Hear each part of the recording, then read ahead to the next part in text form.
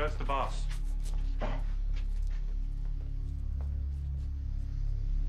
Upstairs.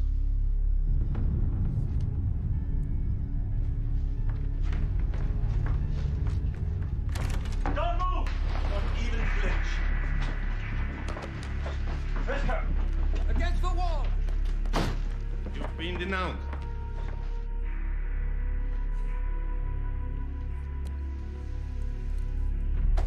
All right, you, let's go! Come!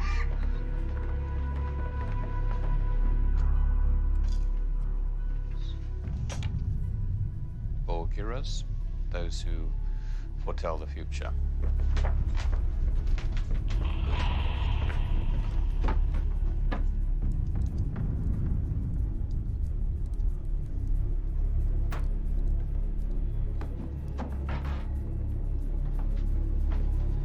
Now show us what's behind that bookcase.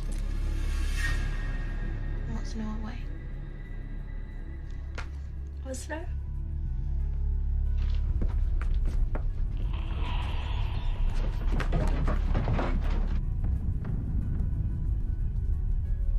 In.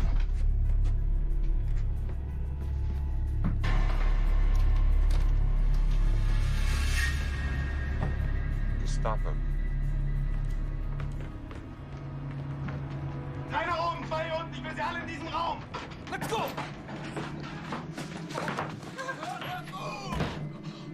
Right, get up, get up! They're in here! Hands up. Take them down! Move! Hier oben, alles in Ordnung. Quickly, quickly! Move! Move! Move!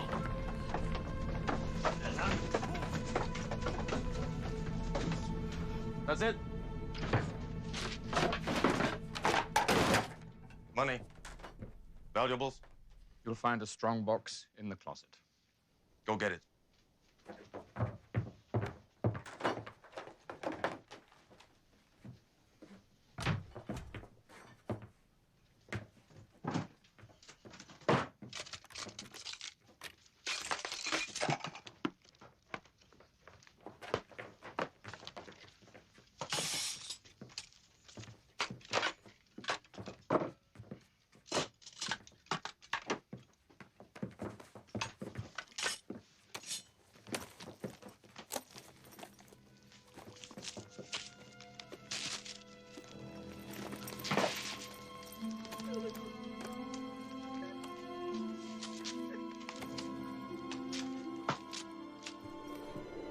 Stop packing. You've got 5 minutes. En esta presentación vamos a intentar hacer un resumen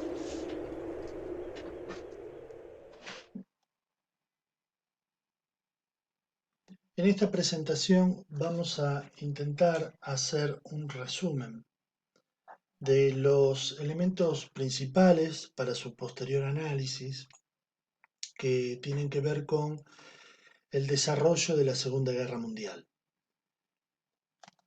Para eso vamos a dividir en 3 partes esta presentación. Uno tiene que ver con qué sucedió antes y de alguna forma por qué se desarrolla todo lo que tiene que ver con la Segunda Guerra Mundial. Después vamos a ver en sí el desarrollo de la guerra y en última parte vamos a analizar algunas cosas que se sucedieron en el mientras tanto de la guerra y que en el momento histórico en muchos casos se conocieron un tiempito después de que termine la guerra. Nosotros tenemos que ubicarnos en Alemania, vamos a empezar por allí. Allí tenemos que entender que Alemania tiene un emperador que es Guillermo II. Guillermo II es el emperador de Alemania que lleva a Alemania a la Primera Guerra Mundial en 1914 y que ya todos sabemos que en 1918 finalmente Alemania se rinde. La guerra termina en agosto de 1918 y ahí va a quedar una pauta abierta, digamos, entre que muchos militares que estaban en el frente no entienden la decisión política que se toma de que Alemania pida la paz. Ellos creen que Alemania todavía tiene fuerza en muchos casos para seguir sosteniendo la guerra, y en otros casos, si bien ven que Alemania ya no tiene fuerza, lo que intentan es sostener un sistema de dignidad, podríamos llamarle. Eso provoca que una vez finalizada la guerra, digamos, hecha el pedido de amnistía, se empiezan a producir levantamientos y motines militares, hay una gran agitación política, estoy hablando a partir de agosto de 1918, acá se nombra la de Kiel y esta fotografía pertenece, es un levantamiento de marineros. Kiel es una ciudad en un puerto de Alemania, en el norte, en donde después se empiezan a configurar motines que tienen en conjunto a obreros, militares y sectores políticos de la izquierda.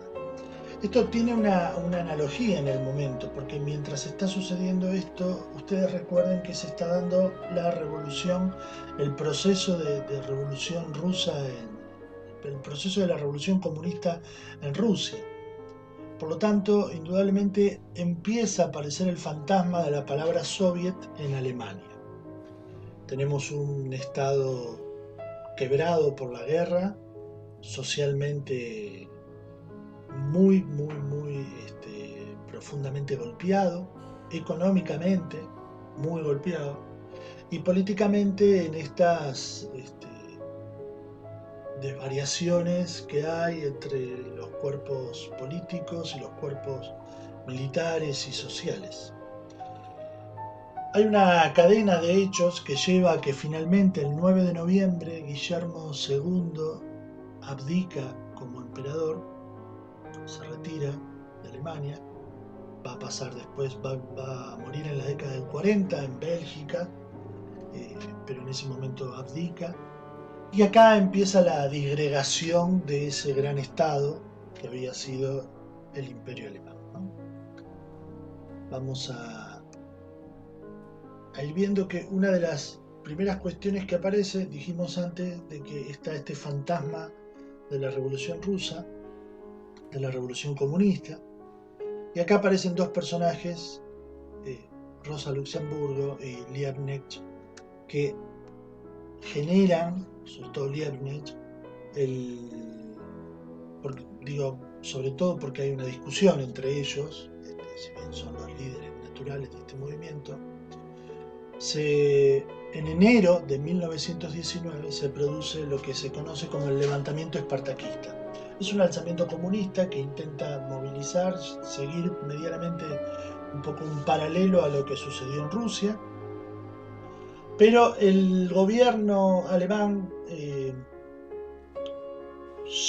requiere a tropas que estaban adiestradas por la guerra, que estaban ociosas en ese momento, y rápidamente ese alzamiento es combatido y tanto Rosa Luxemburgo como Liebknecht mueren fusilados.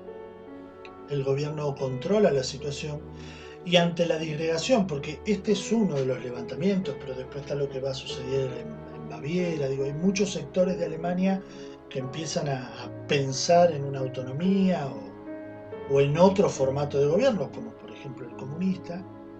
Entonces el gobierno en febrero de 1919 llama a una asamblea en Weimar, una asamblea constituyente tiene el objetivo de armar una nueva constitución y de armar una nueva estructura del Estado alemán. En el medio de que se está discutiendo en Weimar de qué forma los alemanes van a llevar adelante su gobierno, se produce en Versalles, este es Salón de los Espejos de Versalles, se produce lo que va a ser en junio de 1919 la firma del Tratado de Versalles. Es un poco la rendición de Alemania, si se quiere. Acá se reúnen las grandes potencias que participaron de la Primera Guerra Mundial y Alemania se va a llevar lo peor de este tratado. Alemania pierde territorio, todo un territorio lindante con Francia, que conforma la zona de Renania, de Alsacia, de Lorena. Estos nombres guárdenselos porque los vamos a volver a nombrar. Se pierde ese territorio. Alemania debe pagar altísimas indemnizaciones y se le prohíbe terminantemente tener ejércitos y fabricación militar. No solamente que Alemania debe pagar altísimas indemnizaciones a los países, sobre todo a Francia, ¿no? Sino que a su vez, para salir de la situación crítica, Alemania va a pedir créditos, Estados Unidos va a ser uno de los que les va a dar créditos que finalmente en algún momento va a dejar de pagar, y eso ya lo analizamos y lo vimos en otro momento, pero vamos a ver que va a tener una implicancia después, va a ser uno de los tantos puntos que va a implicar una complicación en la economía estadounidense y que va a llevar a la crisis del 29. En Weimar, en julio, un mes después, finalmente el sector político de Alemania logra unificar una idea y se produce un hecho importante en la historia, un hecho importante en las ciencias sociales, un hecho muy estudiado, pero muy estudiado en las ciencias sociales, que es este proyecto que se conoce como la República de Weimar. Si bien de esto podríamos hablar muchísimo más, pero lo que sí podemos decir es que en realidad no hay un cambio radical en la estructura del gobierno alemán, pero sí indudablemente la transformación de lo que era un imperio a una república. Pero a su vez la República de Weimar va a tener una estructura de gobierno avanzado, va a tener como una parte, un sector legislativo, un sector territorial, va a tener una mecánica muy importante y una estructura muy importante. Y algo fundamental también, que ya algunas cosas se pueden ver en su raíz en Bismarck, ¿no? Que fue un gobernante alemán del siglo XIX, pero que acá se va a ver ya un poquito más arraigado. Es uno de los primeros proyectos políticos democráticos que empieza a hablar de lo que es la justicia social.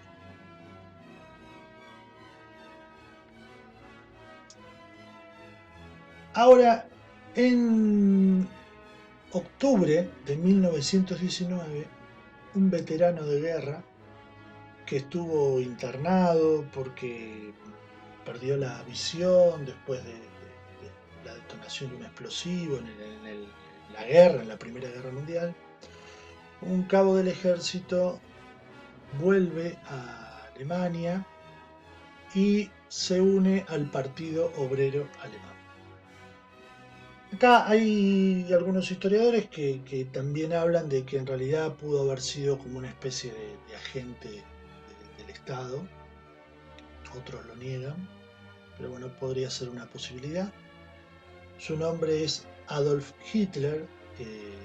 Indudablemente después vamos a desarrollar un poquito más porque va a ser la figura fundamental de esta Segunda Guerra Mundial. No la única, pero sin duda una de las de mayor preeminencia.